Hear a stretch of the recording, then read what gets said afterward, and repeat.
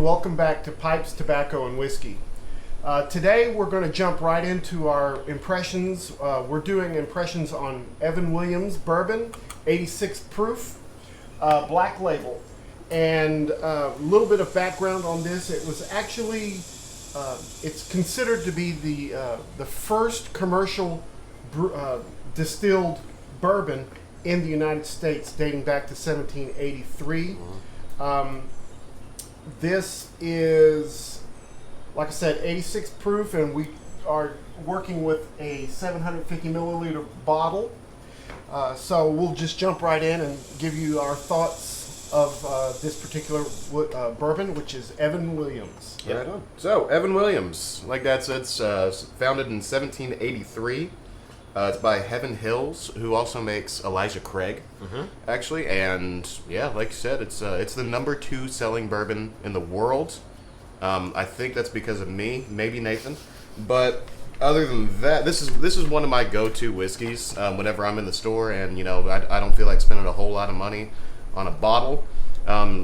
Quick thing about it, it's only $12 for a 750. So I mean, it's right in the area of the the very old Barton, which we tried out. It's right in there, and actually, wasn't it a little more expensive than the very old? Yeah, it was like $12.50 for a fifth, something like but you could probably get it for $12 depending on where you go. Yeah. But we figured out that it's about 75 cents a shot, so it's pretty close to the same price as the last one that we did. Yeah.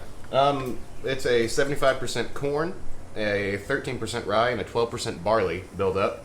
And the casks they use are new charred oak. And it's aged around 5 to 7 years, I believe is what it is. So it's not bad, and 83%. So let's just go on ahead and jump in. Let's look at the actual, let's look at the way it looks, the appearance of it. And looking at it, I'm looking, and it's actually pretty mellow looking compared to other whiskeys that I've had. And it kind of looks like a leather. Or a caramel kind of color to me. It's definitely a lot darker than some of the other stuff that I've... Yeah, really? To me, this is kind of on the amber side of it. Okay. Yeah. Yeah, maybe, Colton, you said leather. Yeah. I get that a little bit, like a new leather. New tanned leather. It's got a lot of legs on it. It does. The viscosity of it looks relatively thin to me, and compared to some other stuff. It's not like a syrupy kind of look, but it does have quite a bit of legs to it. I'm not getting a whole lot of the, there's not a lot of residue at the bottom there. No. Yeah. No, it's clear. It's pretty clean. It's clear. It's a clean whiskey. So we'll give it that. I like that. So I mean, that's the actual look of it. What did you guys think of the nose? The color and the nose make me think this bourbon is angry about something. it's very gonna grab you. Well, from the legs already, I'm thinking that this is going to have some alcohol punch to it. Yeah. This one is it's upset. Somebody set a name to it. Somebody pushed it around for the last 300 years. It's this is something that we buy often. Yeah. And we drink at the Dearleys a lot. But now that I'm sitting down and analyzing it, the nose to me, right at the very beginning, the nose is like super alcohol-y, and almost has the same aroma as model airplane glue. Really? Yeah. Okay. Yeah. I don't know what that's made of, if it's an acetone or whatever, but man, it's just like, and it's very difficult for me to find anything else other than that aroma.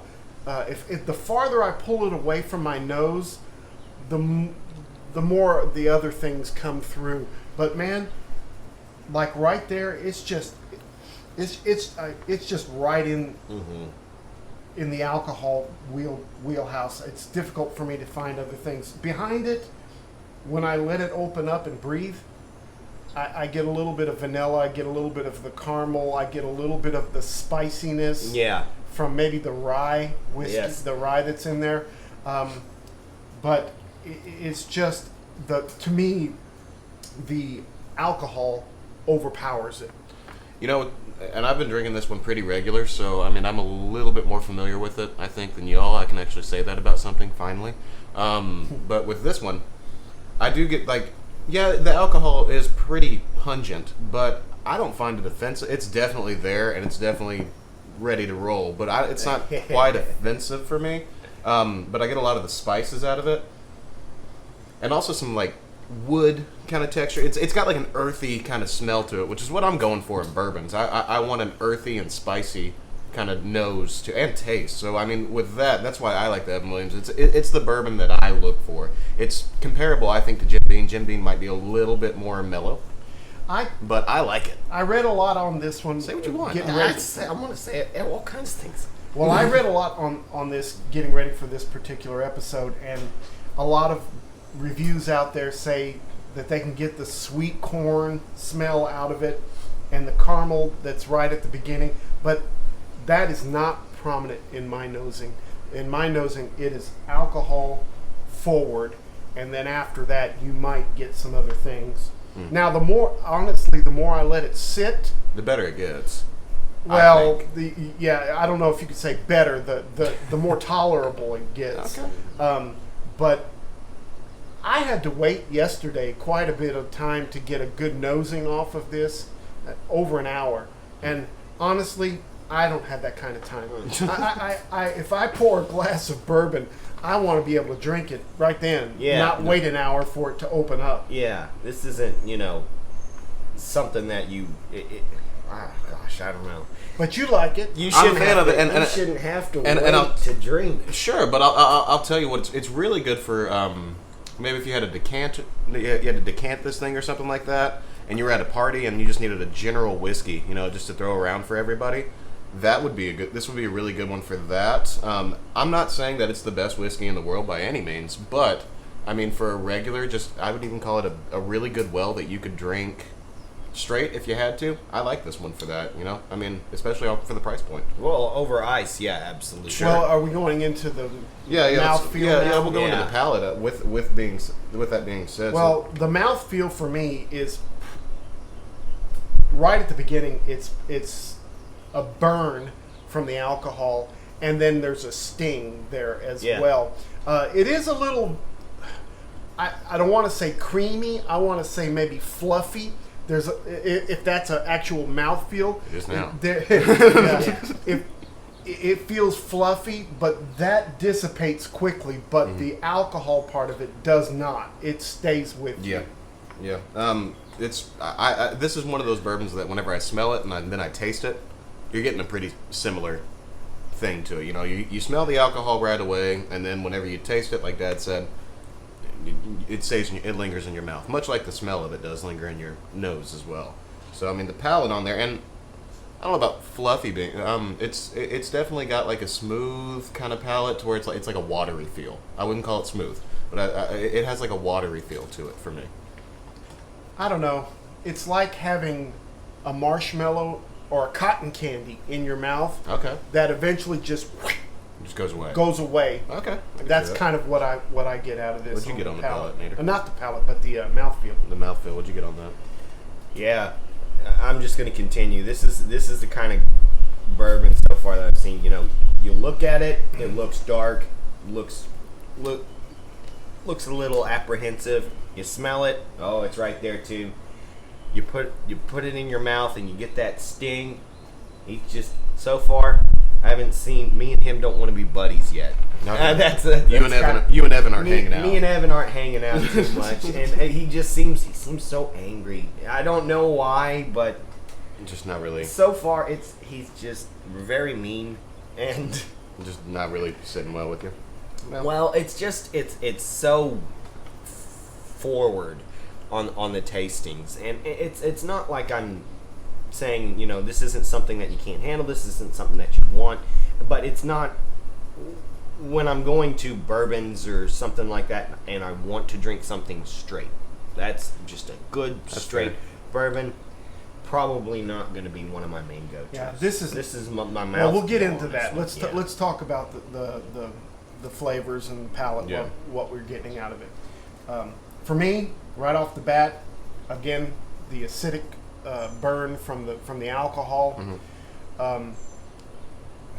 Depending on how long I let it sit, I get a little bit of caramel, a little bit of of vanilla, maybe a tinge of butterscotch, maybe a tinge of cinnamon, Okay. maybe just a little bit. But like I said, I have to let it breathe quite a while before I get any of those. If I pour it straight from the bottle and go straight into my mouth, I'm getting 95% burn. Yep. Is what I'm getting. I get a lot of the burn off of it. I mean, that's definitely there. But a lot of the spiciness also I get from it. I get the spice notes. I don't get a whole lot of the caramel. You know, like you said, if you let it sit for a little bit, well, we had like a glass last night, I think it was, that was open for a while, and that one I definitely got some of the sweetness. So if you let it sit and open up a little bit, you'll get a little bit more of the palates, like he said.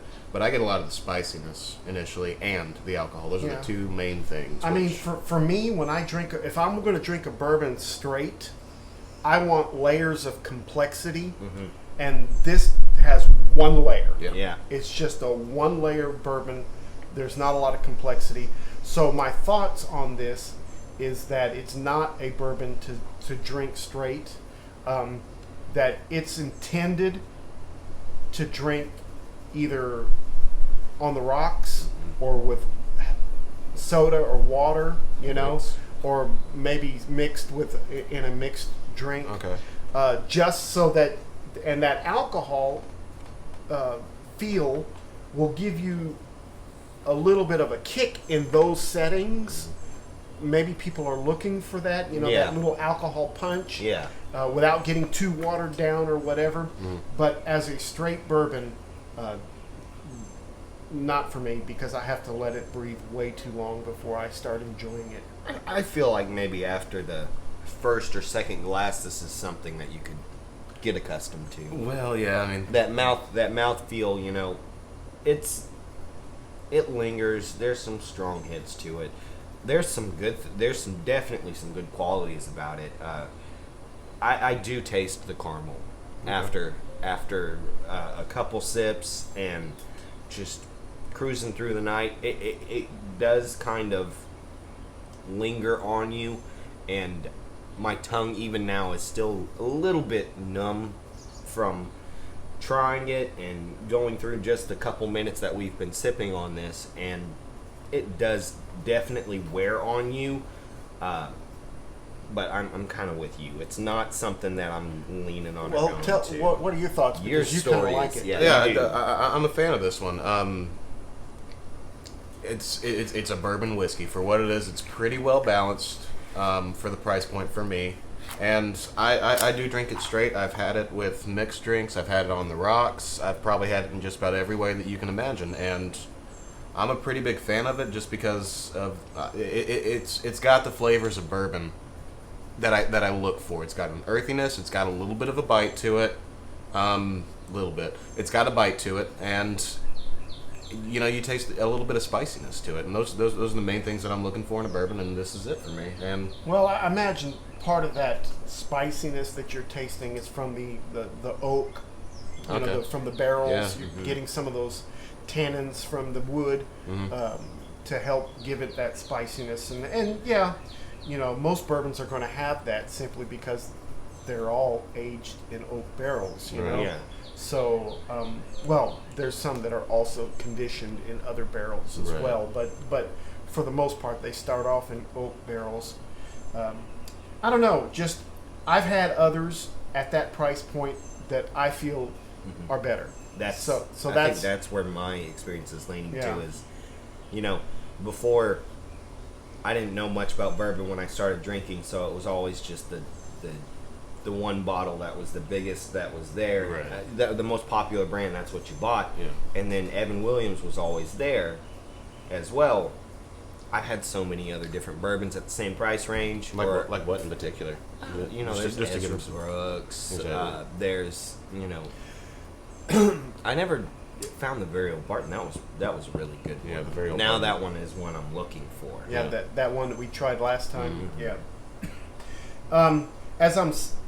As I'm drinking it, it has some characteristics that remind me of some scotches that I've tasted simply from that alcohol presence.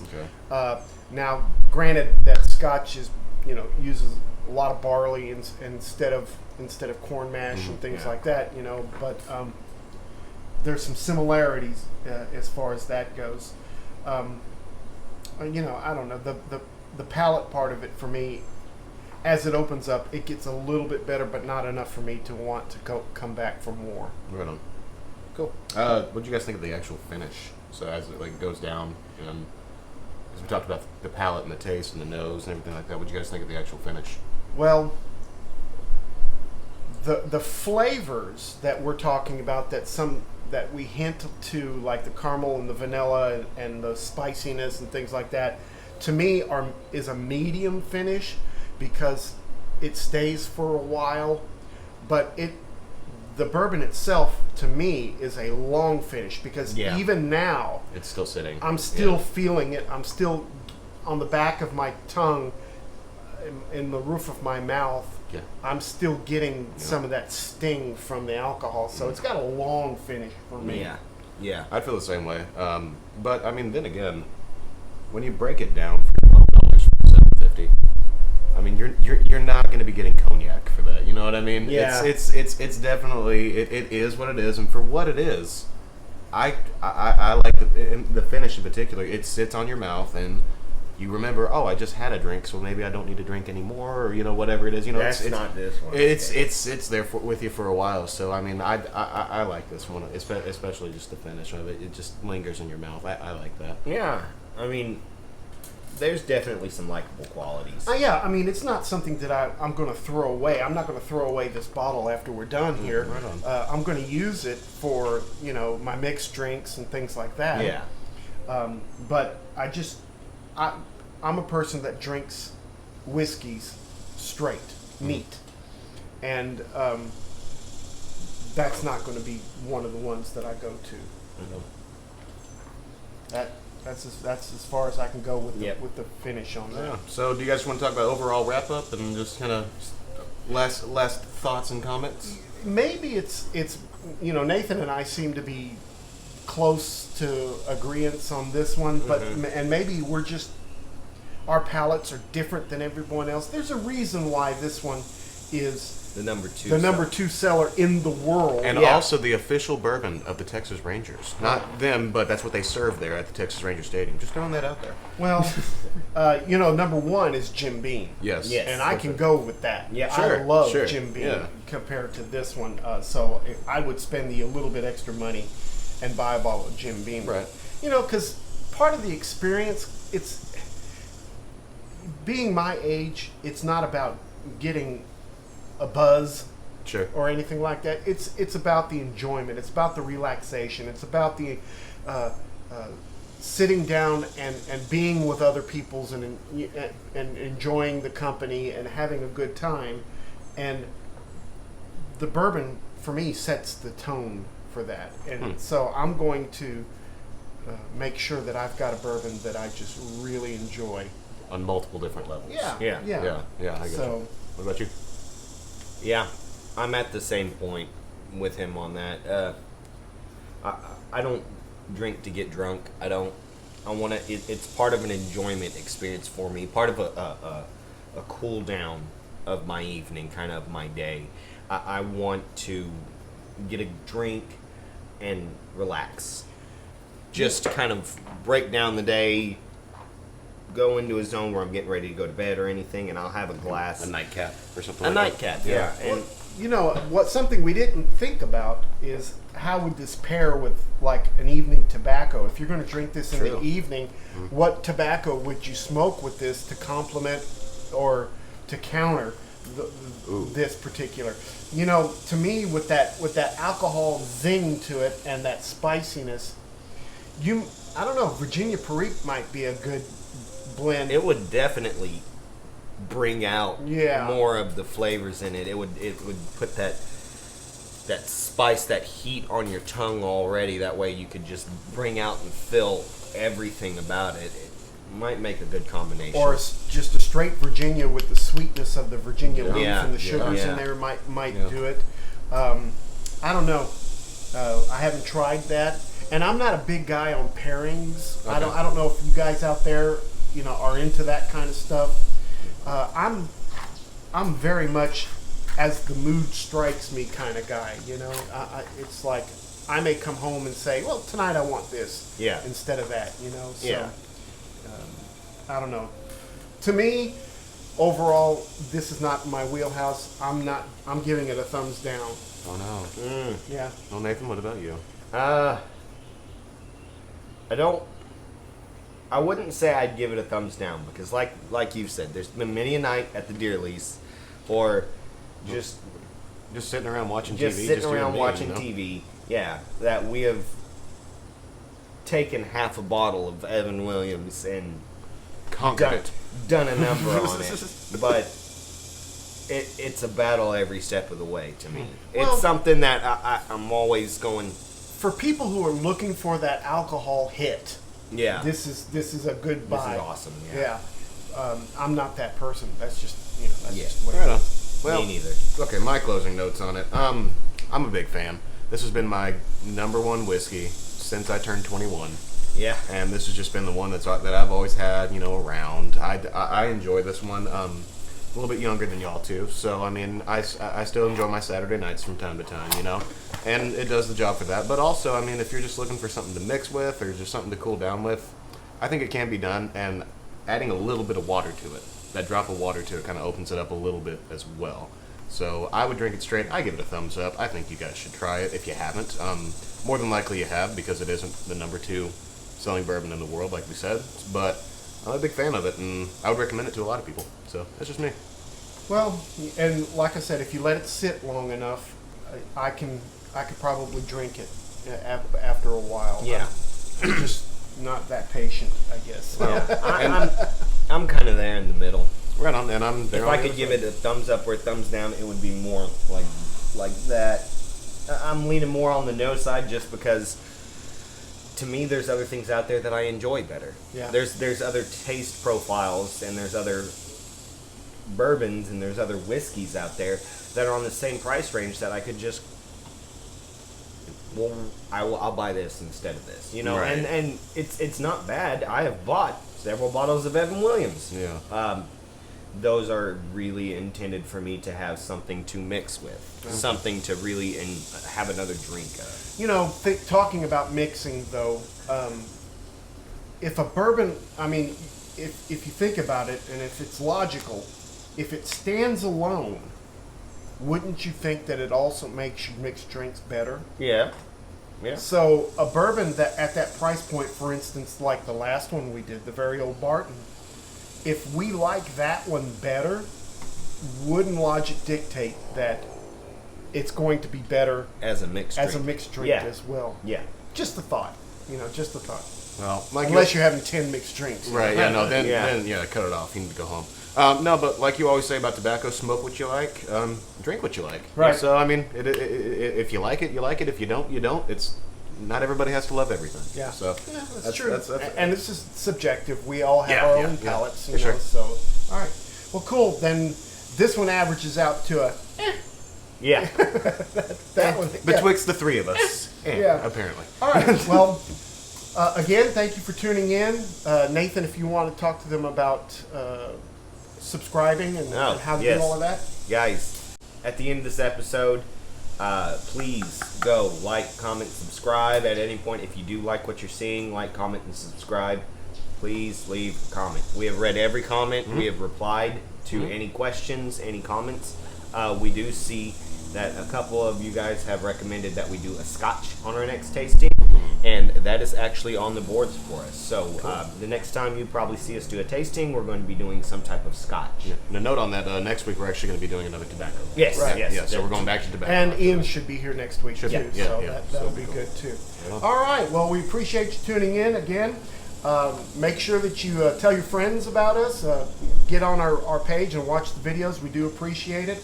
And again, remember, make all your piping moments count. Thanks, guys. We'll see you next time. Bye. Appreciate it. Bye-bye.